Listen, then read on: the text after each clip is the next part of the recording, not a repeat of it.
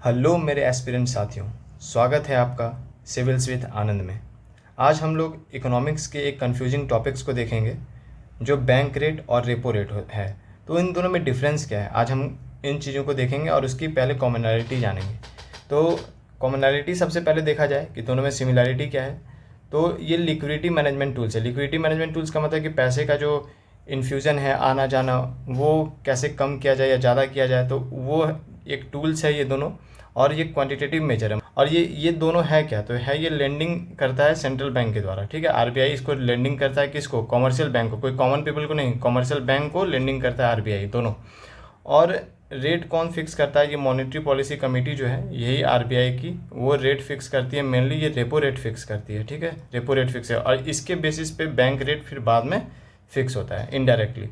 तो अचीव ये क्या करना इसका काम है, तो ये मैक्रो इकोनॉमिक गोल्स को अचीव करना है। मैक्रो इकोनॉमिक गोल्स का मतलब क्या है कि manage the Nations economy. Nations economy क्या मतलब, अनएम्प्लॉयमेंट हो गया, अनएम्प्लॉयमेंट, एफडीआई, एफपीआई, ये सब मतलब इन्वेस्टमेंट वगैरह, फिर आपका जितने भी चीज़ है नेशंस इकोनॉमी के लिए को लेकर, तो वो सारे कुछ अचीव करना है। तो ये बैंक रेट और रेपो रेट इसमें काफ़ी बड़ी भूमिका निभाता है। अब दोनों की डिफरेंस देखते हैं।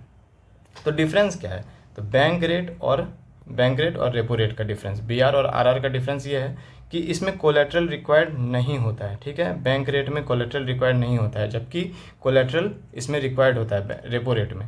उसके बाद देखेंगे कि टाइम का ड्यूरेशन अगर देखेंगे तो लॉन्ग टर्म लेंडिंग होता है इसमें, किसमें, बैंक रेट में लॉन्ग टर्म, और इसका टाइम ड्यूरेशन जो होता है शॉर्ट टर्म लेंडिंग होता है। शॉर्ट टर्म मतलब छोटे समय के लिए इसको लेंडिंग दिया जाता है। रिवीजन अगर देखा जाए तो ये लेस फ्रीक्वेंटली रिवाइज होता है बैंक रेट, जबकि ये जो रेपो रेट है वो हम आपका रेगुलरली रिवाइज होगा। मतलब रेगुलरली कैसे होगा, मॉनेटरी पॉलिसी कमेटी से रेगुलरली रिवाइज होता है। और उसके इम्पैक्ट इकोनॉमी पे कैसे पड़ेगा, तो इनडायरेक्ट इम्पैक्ट पड़ेगा इससे, और लेकिन इसका इम्पैक्ट कैसे पड़ेगा, डायरेक्ट इम्पैक्ट पड़ता है, याद रखिएगा, डायरेक्ट इम्पैक्ट। और आज का रेट क्या है, तो 5.5 आपका है ना, 5.5 है आपका बैंक रेट और 5.25 है आपका रेपो रेट। तो ये हमेशा बैंक रेट जो है वो ज़्यादा रहता है। ठीक है, ग्रेटर रहता है रेपो रेट से। तो यही हुआ दोस्तों, तो मिलते हैं नेक्स्ट वीडियो में।